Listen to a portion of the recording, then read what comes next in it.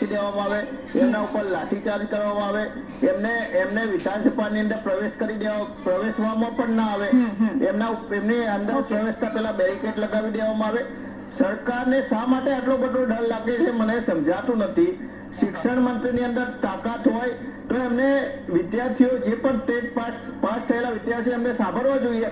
કદાચ બધા કાયદો અને વ્યવસ્થાની પરિસ્થિતિ સાચવવા માટે બધા વિદ્યાર્થીઓ ઉમેદવારોની અંદર ના આવવા દે તો એમને સરકારને એમને ઉમેદવારો કહેવું જોઈએ કે તમે 500 કે 1000 કે 2000 જે ઉમેદવારો છો એમાંથી તમારા 10 કે 15 કે 50 પ્રતિનિધિઓને મોકલો. એમની સાથે ચર્ચા કરવી જોઈએ. શા માટે તમે પોલીસનો દુરુપયોગ કરી અને વર્ષોથી મહેનત કરી અને ટેટ અને ટાટ પાસ કરેલા વિદ્યાર્થીઓ ઉમેદવારો સાથે તમે આ રીતે બેરહમીપૂર્વક વર્તન કરી રહ્યા છો મને સમજાતું નથી. શિક્ષણ મંત્રી તો એ અધ્યાપક છે, એમને ખબર હોવી જોઈએ કે શિક્ષણ શું છે. તો આ વિદ્યાર્થીઓ સાથે આવું વર્તન શા માટે ચર્ચા કરતા માટે ડરે છે?